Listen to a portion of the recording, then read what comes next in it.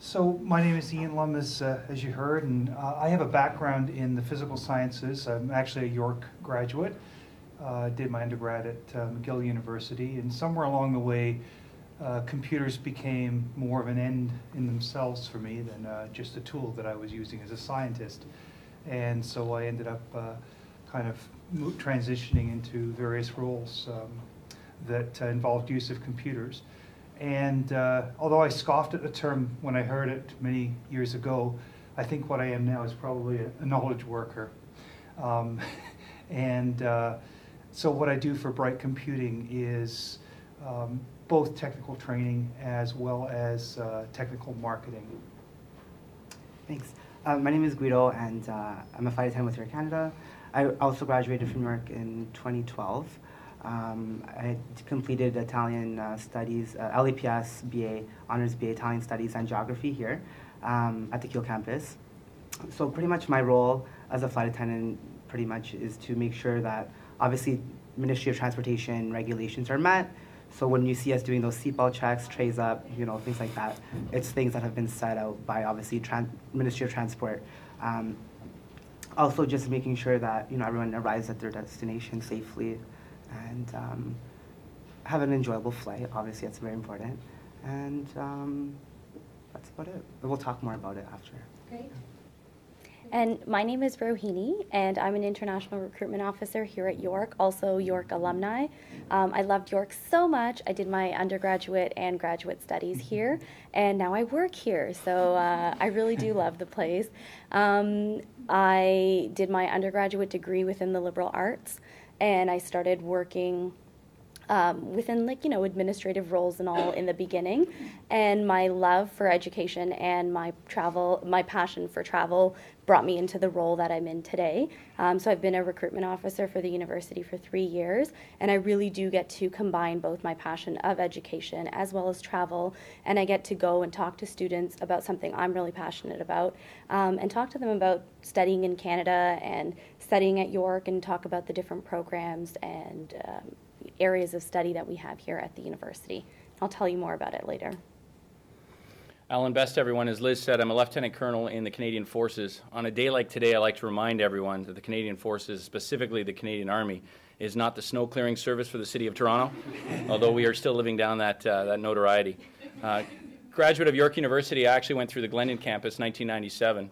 Coming to York University is always bittersweet for me. My late mother's photo is actually hanging on that wall back there, Professor Varpa Lindstrom. She was the Master of Atkinson 94 to 97 and founding chair of the International School of Women's Studies.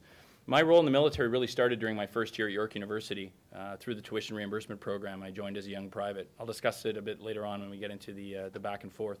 When not in the military, so when not serving in the reserve force, what you would understand as the National Guard in the United States or the Territorial Army in the UK, I work with a nonprofit known as the Delium Project, and it's actually an elections technology advocacy group.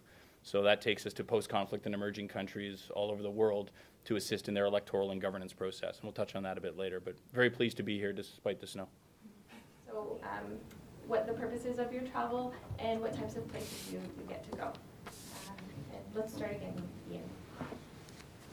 So I've literally had the opportunity to travel almost all over the world with through various jobs, not just with Bright, but with previous employers. I get to go to industry events, everything from trade shows to places where I have to give presentations about you know, some really geeky technology that my employer pays me to talk about. So we're into things like cloud computing and a lot of the, you know, leading edge kind of stuff. So we get to talk about very topical stuff like that, which is quite interesting. And right now, actually, my employer is, most of the team is based in Amsterdam. So I'm actually the only real Canadian who lives in Canada. So I'm working out of a home office and you know, commuting with Air Canada quite often from location to location. Did you actually ask where we've been as well? Was that part of your question? You can incorporate that. Okay. So I won't give you the extensive list, although I'm sure it's not as impressive as my colleague over here. I may have stayed in some of the places a little longer, or maybe not. Maybe. But I think one of the most interesting destinations I've had the pleasure of going to are destinations in the Far East, particularly Japan. I've been to Japan 4 times. I'm going again in the summer. I have a little brother who was teaching there, so I got to see him a couple of times when he was there teaching English as a second language.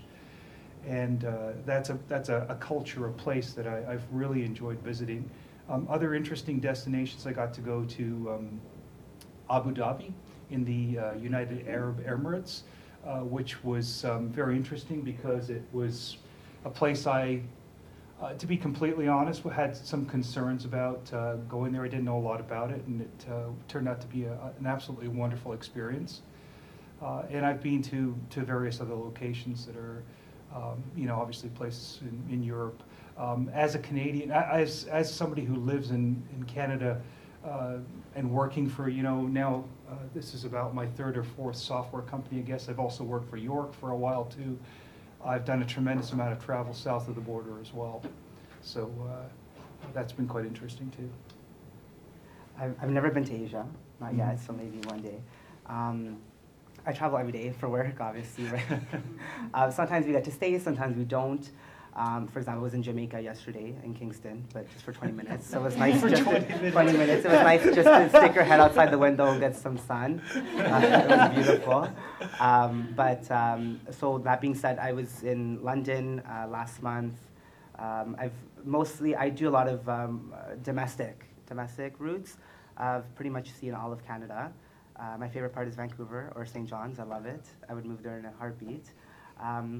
One thing about being a flight attendant is that it gives you that possibility to live anywhere in the world. My colleagues, some of them live in, this lady I flew with, she lives in Tel Aviv, Israel. I flew with this lady that used to live in Rome, and she would come, and she'd be based out of Toronto, right? So she would, how you drive to your car to work? Well, she'd be flying to work. Mm-hmm. So it gives you that opportunity to live anywhere and travel to Toronto for work. I also been to Saskatoon, which is quite lovely. Quite lovely. It's only summertime though. But I was in LA, beautiful place. San Fran a couple weeks ago as well. Europe, where have I been? Tel Aviv, Rome, and London a couple times. London, and just pretty much. And then obviously like these little places like Barbados for 20 minutes. Jamaica for 20 minutes. But whatever, you get to see it. It's still nice. And with my line of work, I travel for multiple reasons, most of the time to see students, parents, and international counselors abroad, but oftentimes for professional development and conferences and industry events as well. I've done a lot of travel through the U.S., to places like Atlanta, Houston, San Francisco, Denver. I've also traveled internationally, and in specific, my regions are Turkey and India. So I go frequently. I'll do roughly like 4 trips a year for 2 weeks at a time, and different cities every time. Mm-hmm. The Forces is kind of a different place when it comes to travel. So obviously when we go on a tour of duty, for instance, when I was in Afghanistan, that was 7 months, and you're dealing in extremely austere and frugal conditions, obviously dealing with the reality of a combat situation. When it comes to the election side of the house, though, we travel again to emerging and post-conflict countries. Libya, we've been in Northern Ireland, Jordan, Guyana. We were in the Falkland Islands, actually, for their referendum in March, which was fascinating, 309,000 sheep and only 1,600 voters.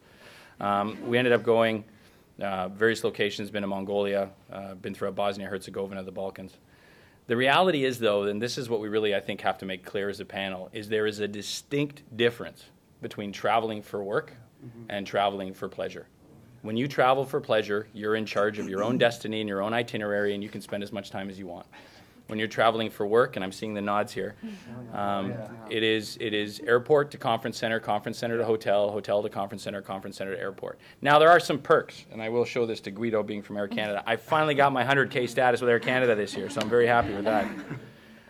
The bottom line, though, is if you have a wanderlust, if you do have that sort of urge to travel, to see how different everyone is, yet how very much the same we all are, then the profession you want to get involved in really is a profession that you find satisfying, that quite frankly can pay the bills, but that can also, give you that satisfaction of getting abroad. The question is, how do your family react to your travel? Good question. So how does your family react to your travel? Who would like to start? Do you say you're perpetually single? I mean, sorry, I'll go, I guess, first, yeah. So I'm probably in the position where it's the most difficult, obviously, because of where we go. When I went to Afghanistan in 2007, I deployed with 1,200 people. 22 did not come back. So there's always that, feeling of what's going to happen. But again, that's very specific to going on a tour of duty and an operation. The reality is, especially if you're involved in what we call a very high-tempo profession, in other words, you're traveling a lot, anywhere more than 30 weeks a year, it's going to have a strain on your family. What we found is that where the foundation of the family network, and I'm speaking here of having a partner, whether it be a spouse or boyfriend, girlfriend, if the foundation has already been established, in other words, you've been able to spend a lot of time together, 1, 2, 3 years, before that travel starts, usually that foundation has been created that allows for it. If not, then you have serious issues. Our divorce rate in the forces is no secret. It's very, very high, particularly with the tempo that we've been going through now. Men and women have been doing 2, 3 tours into Afghanistan, gone for 6, 7 months at a time, sometimes upwards of 10 months, and then 12 months later they go back. Now, fortunately, that mission is ending in March for Canada anyway. The Americans and British will continue, but we'll be home. On the election side of the House, it's much more manageable. Why? Because from the time an election is called until the time an election happens is a very finite window. And there's light at the end of the tunnel before you even hit the ground. So you're literally there 3, 4, 5, 6 weeks at the most. That's far more manageable. The other side of the House, and I don't know if the others can do this as well, is that depending on where you're going, there's always the opportunity to potentially bring your spouse, which often helps. Now, would you bring your spouse to Libya? No. Would you bring her to Barbados? Probably. Absolutely. Go ahead, guys. Well, I guess I recently got married, and so I had started my job when I wasn't married, and it was not an issue at all because I was very much enjoying it. I didn't have anything really holding me back. And now having been married and in the role for over a year, it's not, it's very manageable. And I think that just to, go back to what Alan was saying, it really depends on your relationship. And I think that it depends how long you're away. And with technology the way it is, and we have Skype and FaceTime, and phone calls aren't as expensive as they used to be. So there are a lot of ways to stay connected when you're away. However, I have missed tons and tons of personal events, and when you're away for work, you can't change those dates. And so if someone is having a baby while you're away, or it's someone's anniversary or whatever it may be, be prepared to not always be here. I live at home with my parents, and at the beginning, my parents were like, "Where are you going? What's going on?" But now it's been over a year. They're just like, "Whatever. Just send us a text wherever you get there." So they're definitely accustomed to me not being away. But one thing about specifically being a flight attendant is that we have so much time off. I had 10 days off last month. I went to London for pleasure. That's a good thing. So you could be gone anywhere from a day up until 10 days. We have a pairing. A pairing is your flight schedule that you're doing. It's quite a lovely pairing. It's about 4-day layover in Chile, which is really nice. But you could be gone anywhere up to 10 days. Most pairings, overseas, usually are about 3. So you can, like I said, you can be gone for a day, gone in the morning, be back at night. But you could be gone for up to 10 days. The relationship department definitely is a struggle. If you find someone that's I think flexibility and understanding are probably very important qualities. I don't know if you guys agree, but because there's people where they just don't get it. You're gone for 3 days. You're going to work, right? So definitely finding someone that is understanding and flexible, very important. And I haven't been successful about that, so that's hence why I'm single. But it's okay. You also get used. I'm not sure. Maybe you guys can agree, but you kind of get used to that lifestyle. Travel, you get used to it, and maybe you might even fall in love with it. And it's you know what? Let's just go away. I don't know, but that's my thing. Well, my colleagues on the panel, I think, have made a lot of really, really fine points. Very little to add because I think they've covered a lot of ground. I think one of the interesting things for the traveler is that you have to be able to do what we call context switching in the computing world. So when you're away, you're in some kind of travel mode, you know, whether that's, and it's often very, very fast-paced. Deference to my colleague at the end there, very interesting opportunities. And then, of course, you come home and everybody else is in a very different mode and you have to switch. And sometimes that can actually be a bit of a challenge to get your head in the right space and, you know, challenging. I'm gonna jump in here just with a bit of an afterthought here. So my ex-girlfriend, and I stress the word ex, I made the mistake of taking her to South Africa on a business trip. So I was in business mode and she was in vacation mode in an area where you can't exactly wander freely the streets, right? So oh, disaster. Oh man. Yeah, I don't recommend that at all. It sounds like you have to make some personal sacrifices, and also you really have to rely on the understanding of your family and know that they might not understand, and other people are operating in a very different way day to day.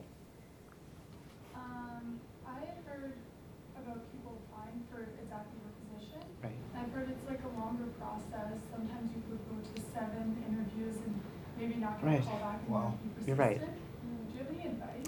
I do. Starting from when you see that job posting, and I know there's specific, I saw a posting for Air Transat, and I saw Air Canada Rouge, which is our low-cost carrier. They are hiring. One thing of advice, when you're writing your cover letter and resume, tailor it towards something that obviously a flight attendant does. So safety, very important. I mean, we have, like, you're responsible for the lives of your passengers and your crew members, right? Also, what else do we do? Customer service. You can't be bitter. Well, I mean, I'm sure there are people are bitter, but so customer service is very important, right? So you're also an ambassador of that company that you work for. So just tailoring your resume, putting things like, you know, attention to detail, safety conscious, things like that. Just take the bits and pieces that you see from the job posting, and obviously, I hope that you really are safety conscious, right? You're not just writing it just to get a job, but, you know, things like that. That's what they want to see in your resume. In your cover letter, things like that as well. So, you know, any customer service, and for a flight attendant, you do not need post-secondary. Just specifically a high school diploma. If you do have a post-secondary, that's great. Also, one thing that I need to stress is language abilities. You guys, I'm serious. Like, is anybody here enrolled in language? French, Italian, German? Nobody?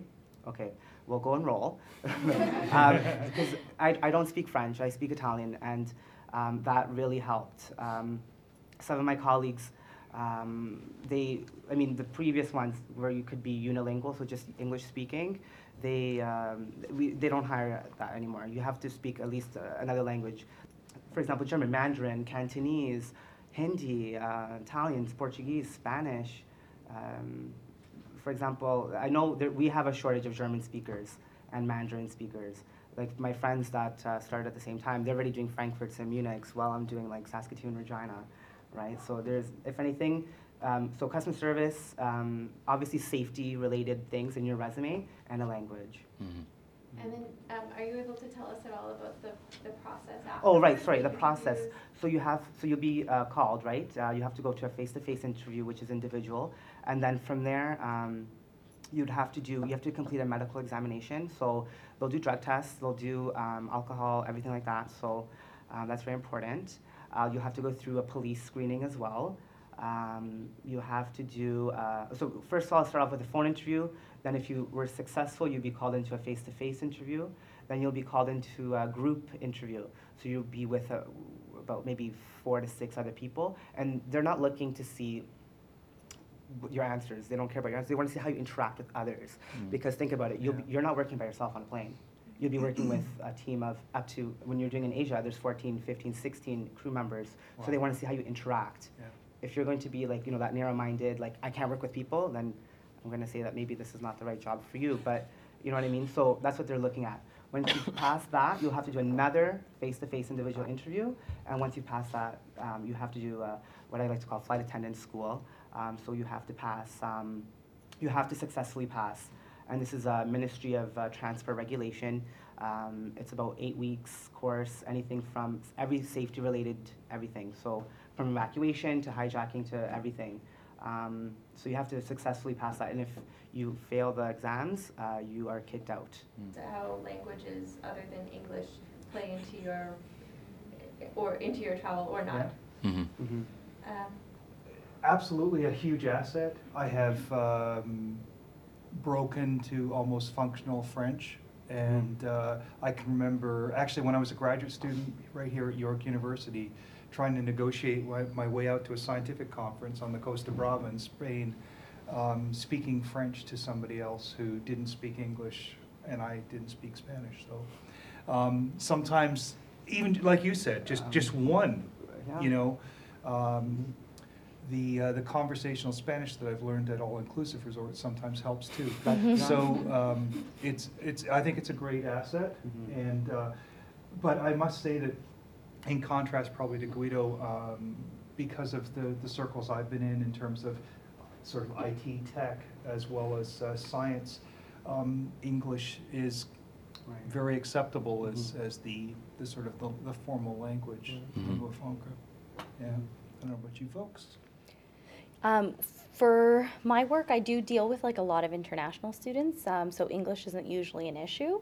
But in country, it's always useful to know other languages because a lot of times you're interacting with people, you know, at the hotels, your driver, getting directions, and so knowing another language is definitely an asset. And also just on to the same point, cultural sensitivity. Yeah, like cultural. going into different countries, you have to really know just how to react and how to act in certain situations, and just reading up about the places that you're traveling to before you go. So I highly recommend it, whether you're going on a trip or for work or for leisure. It's definitely important to know. Absolutely.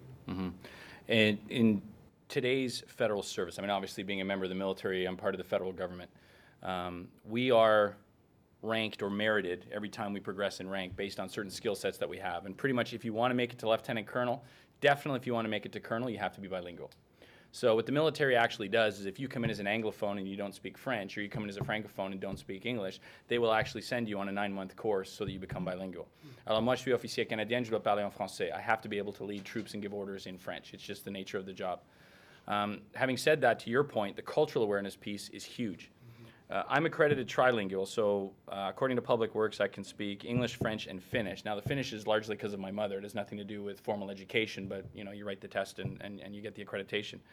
But the more important aspect is being able to muddle your way through 20 or 30 words in whatever language, in whatever country you're in. The classic example would be, I guess, when we were in Bosnia. Dobar dan, gospodin. Yes, I'm Alan Best. Hello, my name is Alan Best. Yes, I'm Vodnik Kanajanin. I'm a Canadian soldier. Kako ste? How are you? And he'd be like, oh, dobro, kako ste vi? Very good, how are you? And I'd say dobro, which is good. And then I'd say, da li govorite anglийski, which is, do you speak English? And he would say, nay, and the conversation would stop. So, and then we turn over to the language assistant or the interpreter. But definitely, if you want to work within Canada, I mean, if you've got French, that's a third of the economy you now have access to that you currently don't. Yeah. Right? I mean, and that's just the way to look at it. Sorry if I can just add. I mean, that's my biggest regret ever since, even from York. I took that, the language placement test, and for French, I never followed through with it. I don't know why. So that's why I decided to go back after. French is definitely very important. Definitely very important. And I mean, I'm looking around the room here, and forgive me, I don't want to be a prejudging of age, but a lot of you are in a position where you could likely take 3, 6, 9 months and immerse yourself in something. And I'll tell you candidly, immersion is the way to go. French immersion for 10 years, I learned more in the first 3 weeks of living in France in grade 10 on a 1-year exchange than I ever did in 10 years of immersion. You gotta, when the only thing that people in front of you know is thank you and a few swear words in English, then you learn very quickly what how to converse, and that's very important. And the beauty of Canada is we're a multicultural country. So you've got a peer group right there in your own city that you can rehearse with in whatever language you want. Can I pick up on that cultural awareness? Please, yes. Yeah. Go for it. Thank you for raising that.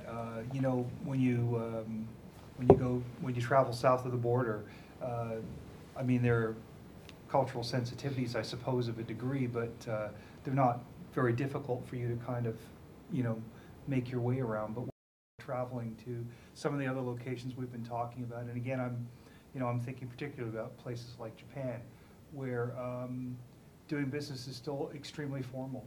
And there's a whole protocol, a whole process to the exchange of business cards. We don't just sort of fling them at each other as They would not just sort of fling them at other people as we might do here, for example. It would be extremely rude not to take somebody's business card. I've been taught how to, you know, read a business card over there and pay the appropriate attention and so on. Dressing with a tie is extremely important for business and that kind of thing. So there are all kinds of things, and you know, it helps to have people. I've often had the fortune of working with people who are, you know, my company's business partners, or perhaps other members of the company who are natives, who can kind of take you around and make you aware of some of these cultural norms and so on. In some cases, they really do matter a lot. I really like what Alan said about how, you know, you can very rapidly build rapport with somebody, even just by knowing, what did you say, 20 words? Yeah, how to say their name in their native dialect. Yeah, that's the key. And he sounded good too, right? Yeah, it wasn't bad. It sounded very convincing, and I think that's really good points. Yeah. What other questions do we have? In the back? The joy of travel is relatively simple to understand, but can you please comment on how you deal with changing time zones? Oh. Time zones aren't fun.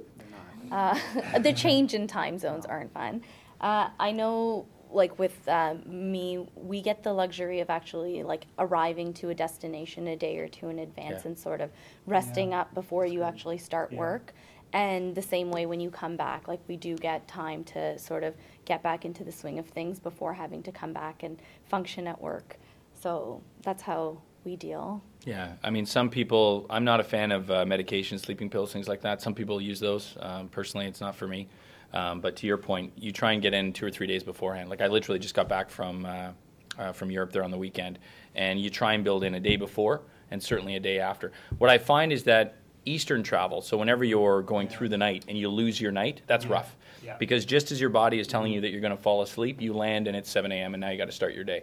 Yeah. Whereas coming back, whenever you're doing westbound travel, whether it's Europe to North America to Asia, generally it's just an extended day. Am I right? Yeah. You know, and then it makes it a lot easier. But the critical thing, sir, is just build in the buffer. We've been told it's 1 day for every hour you're out of kilter. Well, that's not realistic. You're not going to take 7 days to get over 7-hour time difference. But it does definitely have an impact. The other thing, too, is you learn certain tricks. Like you force yourself to stay awake when you need to. Or what we do sometimes, if you're only in an area for a very short amount of time, like this last weekend, we were in Finland for all of 3 days. We tried to stay on the North American schedule. So, you know, late mornings, late nights, and when we came back, hopefully it's, well, I'm here and I'm not asleep, so I guess it worked.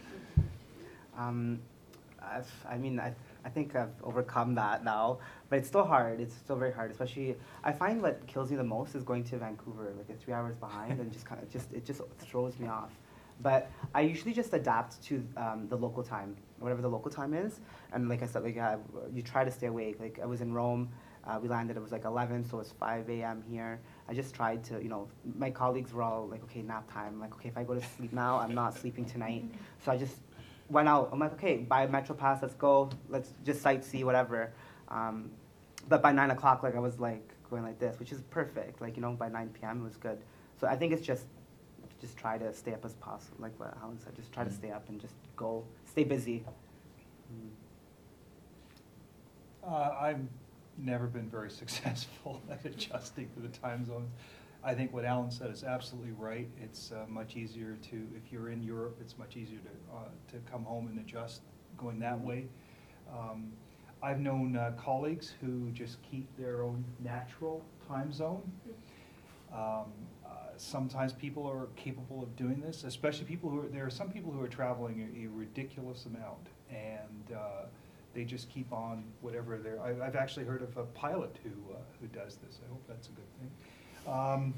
I've heard of other techniques which wouldn't be appropriate to share that don't necessarily involve sleeping pills, but perhaps other cures. You can imagine. I've never really been a fan of that either. It can be very difficult. It can take some time. And the funny thing, I don't know about the rest of you folks, but I've been in situations certainly where I feel like, you know, the first couple of days in a new location, I've adjusted to that time zone. I am, you know, I'm lucid, sharp, doing just fine. And then maybe day 3 or something. You crash hard. I'm just, Yeah. I'm a disaster. Yeah. I'm falling asleep at all kinds of times. It just doesn't matter. Yeah. Except when I have to, when I can really sleep. Yeah. If I could just add, we have this inside joke. We call it the Hong Kong haze, where you feel like you're just like all groggy. That's what we say. Oh, how is your Hong Kong haze? That's what it's like flight attendant humor, I guess. I think a lot of people, when they're thinking about careers in travel too, don't really think about the physical implications of Oh, that. yeah. Oh, Yeah, you got to stay physically fit. Yeah. You got to you stay have physically to. fit. Absolutely. Walk It's- around it's on a- planes. Walk Yeah. around, get Oh, yeah. to Drink the- water. get Drink to lots the- of water. Yeah. It's Tons good of for your water. skin. Yeah. You know, no, it is. It is. It is. Get some exercise in there too. What other questions do we have? Yeah, right over here in the front. So this is kind of for all you guys. What kind of made you make that decision that you really wanted travel to be part of your career as opposed to like for your personal life? And what kind of led you down that road? Great question. Anybody wants So what made you decide to choose that? I can start. Yeah, go ahead. Originally, I graduated with a BA and a BEd. I wanted to be a teacher. That was unsuccessful.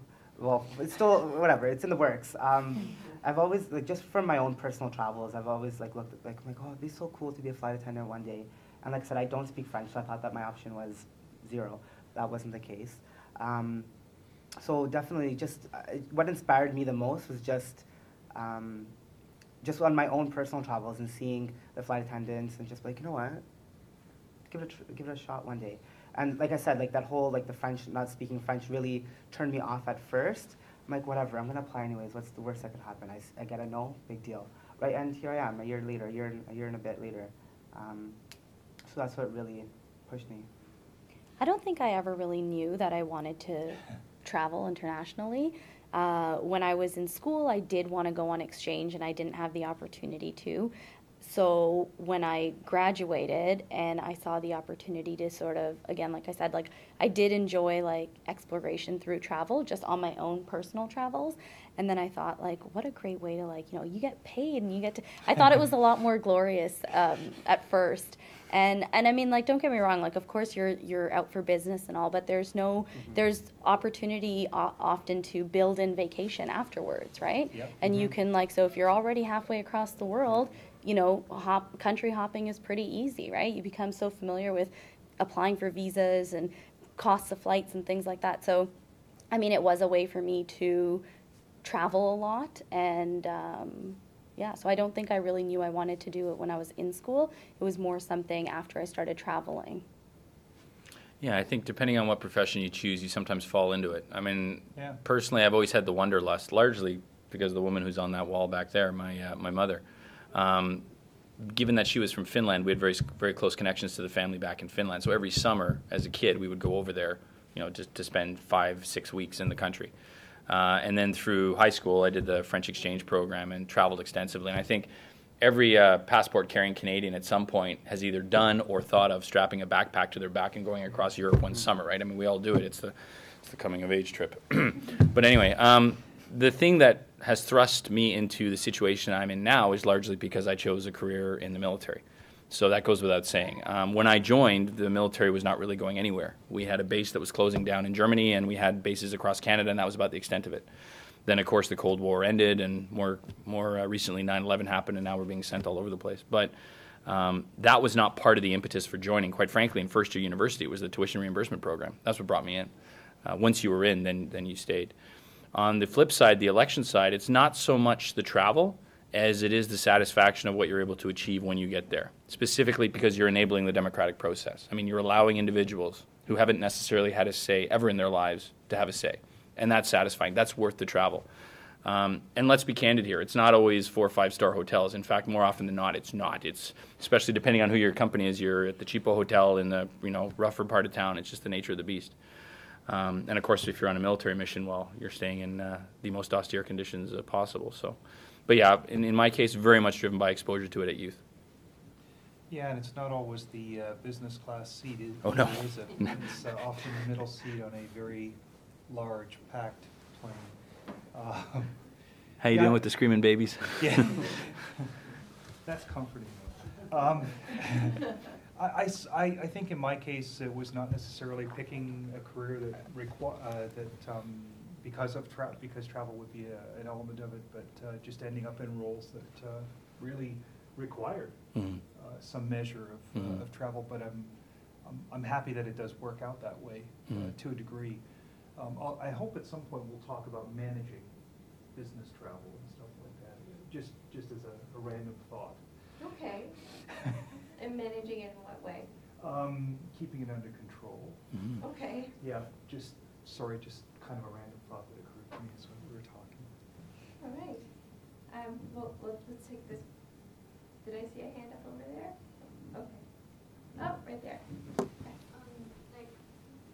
I have a question. Like when maybe first you get very excited and very looking forward to dedicate yourself into a travel, like the career that travel, and then after a while, after a couple of years, you realize, oh, the situation getting like maybe you're backing off a little bit.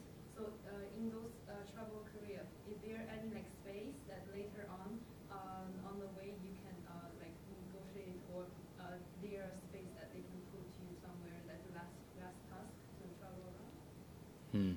Okay, so if you've got a career that involves a lot of travel, and then as your career progresses, if you'd like to not travel as much, is that possible within each of your careers? For me, it's often related to the roles that you choose. So I guess this kind of is not a bad segue into managing things, because,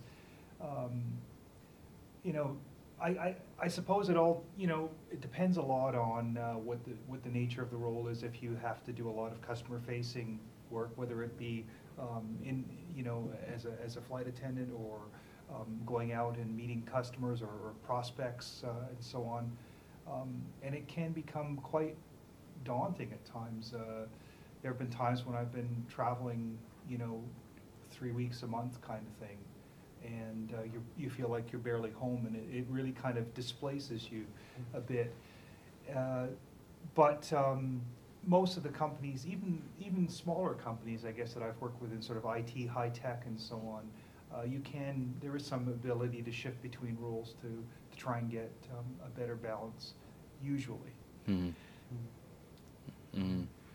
It really depends on the appointment too. So in the military, my current role as commanding officer of a reserve regiment, I'm stationed in Toronto, so I really don't travel that much. Maybe the occasional trip to Ottawa or Kingston in a military capacity. But before that, I worked for a task force in Kingston, and we were traveling all over the world. And before that, I was with a combat unit, so obviously we were going to one spot and one spot only. On the civilian side, in the election side, we could be traveling every week. If we wanted to, every week. There's an election going on somewhere in the world, and they need international observers. You're always on the road. So the hardest thing to learn how to do, but once you learn how to do it, you stick with it, is to say no. Yep. Your employer needs you, for the most part, more than you need them. And it takes you a while to realize that. Everybody's all worried and paranoid what's going to happen. Well, the reality is that often they need you more than you need them, especially if they've taken the years of training to invest in you to get you to be what you are, so you can go off and do whatever it is that you're doing, particularly in a specialized trade, whether it be something like IT, whether it be elections, whether it be something like recruiting. I mean, recruiting is huge. Our line of work, recruiting is massive. Yeah, absolutely. Yeah, and I think it completely depends on the industry itself. With our industry in particular, we work closely with the MTCU, so there's a lot of ministries you can get involved in within the job scope itself. For me, fortunately, most of the international students that do choose to study in Canada come from our backyard. They actually live in the Greater Toronto area anyways. So there's a lot of international schools here. So you do gain a lot of transferable skills that you can use in different capacities. So whether that be, in my case, like doing domestic international recruitment or working at a ministry, you do have those skills to do that. Mm-hmm. Working for an airline, there's so many, you don't have to be a flight attendant, right? You can work at the airport as a check-in customer service agent. You can work in training, so where you would be the instructors on new hires. You'd be the instructor for the annual training that I mentioned. so there's definitely room for, if you want to be grounded like in working on the ground, that's what we call it. There's tons of opportunities as well that you can switch. And the one thing is there's always like internal postings as well. So like if you do start off as maybe a cabin crew member or a pilot, whatever, you want to stay in one spot, you can always just transfer within departments and stuff. Mm-hmm. We have time for one or two more questions. Yes? Sorry. I think it was Alan who mentioned that there's a difference between traveling for work and traveling for pleasure. Mm-hmm. And I think it was Ian who mentioned that there's a benefit of traveling for work when you have somebody local who can take you places. Mm-hmm. So, and maybe Ian is the only person among these four who has that ability. Or maybe not, I don't know. But could you please elaborate at this very, very good benefit of having somebody local, both in terms of language, culture, and knowing places around that you have access to when you travel for work rather than for pleasure? Yeah, go ahead, Ian, but I'll comment afterwards. Okay. I think, so I had the pleasure of, in one recent example, not with Bright, but with the previous employer, very recently I was working with somebody who, has lived all over the world and knows quite a lot about the cultures in the Far East and so on. He's actually lived in places like Beijing and Japan. And so one of the benefits you get with somebody like that is you get all the cultural expertise, right? So he's somebody who's taught me about the importance of some of those nuances around communication and so on that I was talking about, the formalities of business and so on. But he was also a guy who said, you've got a day in Beijing, right, a weekend day. I recommend taking this tour. And, so throughout the course of a day, because of that excellent recommendation, I got to go and walk the Great Wall. I went to the Forbidden City, a silkworm factory, that was a highlight, a jade factory. I mean, just, a number of interesting different things that in a culture that's so completely different and that I really don't know a lot about, it was really great to have somebody who was able to provide that kind of, local expertise. Mm-hmm. Sometimes you can tap your own family. Like I said, my little brother was, in sum total, he lived in Japan for something like 7 years. So he was able to tell me a lot before I went, even the first time and so on. That kind of thing is very helpful. But yeah, I think that in my case, probably there's been a lot of opportunity to work with so-called locals, either other sort of subsidiary offices of the company I'm employed by, if it's a bigger company, or our partners. And it's partly, I think that's it aligns well with a lot of the business as well, because you get some efficiencies and effectiveness by partnering up like that, right? So for example, next summer, or I guess this summer, it'll be another trip to Japan to go and speak at a conference, participate in a trade show, and then go around talking about products and services from my employer, but guided by somebody who is a reseller partner who's based right there.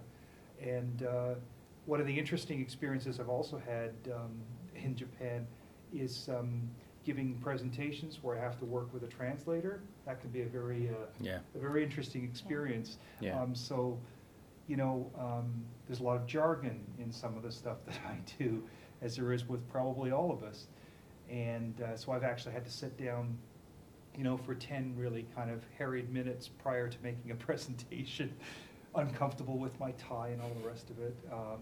Some of us are.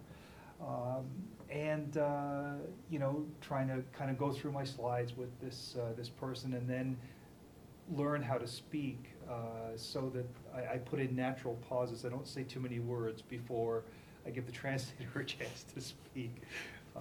So lot of very interesting experiences like that. Mm-hmm. And then, of course, there's the wonderful experience of being able to enjoy the food that the culture has to offer. Mm-hmm. I'm extremely partial to sushi.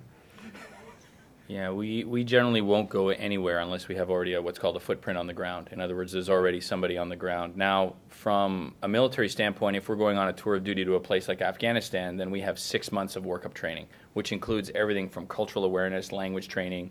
The beauty of Canada, as I think I alluded to earlier, is we have virtually every single language and culture on the planet represented within our own citizenry. So you can tap into the local diaspora who are able to assist you. The Afghan consulate downtown Toronto was indispensable for training our guys. When we go in on a business side, because though we're supporting elections, it is still a business undertaking. There are costs involved. A wonderful hidden resource that every one of you as taxpayers have access to is our embassies and high commissions overseas, specifically the trade commissioners. Fantastic resource. The trade commissioner's role is to promote Canadian business in whatever country they are in. And that business is whichever company you're working for. So let's say you're working for, I don't know, a reseller, a distributor, it doesn't matter. If you contact Foreign Affairs, and specifically the trade branch, then, for instance, we just got back from Guyana. They picked us up at the airport, the High Commission. They took us around. They provided our security. They facilitated all the meetings with the various political parties. And then they made sure we got back on the plane and got out of there. They acted as the translators. They acted as the legal professionals. Fantastic. If you don't have access to that or you can't get the contacts, then obviously hiring local companies is important. You'll find countless individuals that profess to be local subject matter experts in the whole bit. You got to kind of sift through it, and that's where contacting the embassies or the high commissions. I should mention as a small note, as a Canadian citizen, we don't necessarily have diplomatic missions in every country. However, as part of the British Commonwealth, we have reciprocal rights. So, for instance, if you get into trouble in a country where there is not a Canadian embassy, you can often turn to either the British Embassy or the Australians or the New Zealanders. Worst case scenario, you can always turn to our friends south of the border, the Americans, but generally within the Commonwealth, those are the places you want to go to, just as an FYI. And Rohini and Guido, do either of you have on the ground? Well, I mean, again, like we'll deal with it. A lot of it is networking, right? So you'll go to networking events, you'll meet people. With the nature of my job, like there's fairs, there's counselors that you talk to.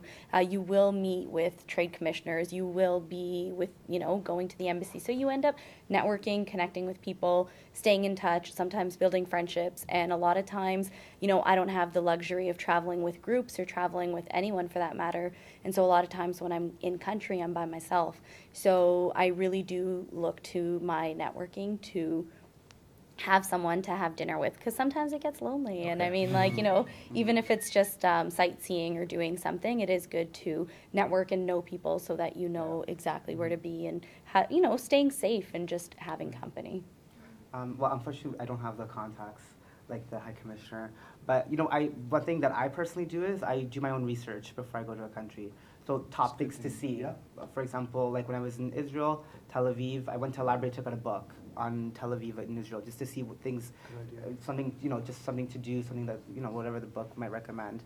Sometimes you're with your crew members, if you're lucky, if they're awesome and down to earth, usually go out together. There's been times where it's just slam and click, get to the hotel, slam and click, see you at pickup. But so I'm not the type of person to stay in. Like I can't handle that. I need to go out.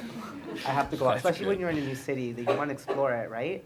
I honestly talk to the concierge at the hotel. Yeah. Like, so you have a map? What's there to see? Yeah. What's there to do? Where's a good place to eat? That's like my go-to person, or the library. Yeah. Yeah, hotel staff become like your best friends. Best friend. Yeah, best friend. And they're usually locals. Too. Yes. Yeah, no, Fantastic. Yeah. Yeah. All right. So, was that a hand up in the back? Yeah. Okay. I have 3 questions, but we don't have time to answer them.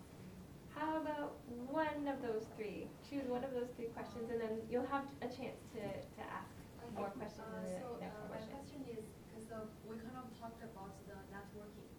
When you have the career that travel, you can build like a lot of new networks all over the world. But I want to ask, what about your local networking? Because there is always a place we call home, and then at the end of the day, we will come back to our home. Or if we don't like this career, we want to switch. But because of the constantly going away, you might not be able to get in touch with your friends or your old networking on this front. So how do you manage this? Or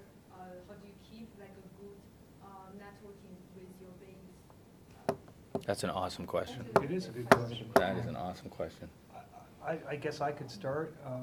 I think that that was probably a tougher thing to do in the past, but these days with you know, social networking technologies, email even, we talked to somebody, I think Rohini mentioned Skype earlier, it's possible to stay connected. And I think where it gets interesting is, you know, if I see something that I know somebody in my network might be interested in, I might just take that occasion to just quickly send them something, whether it be a quick email, a quick LinkedIn message, post something on Twitter, what have you. I think there are ways of doing that to a degree.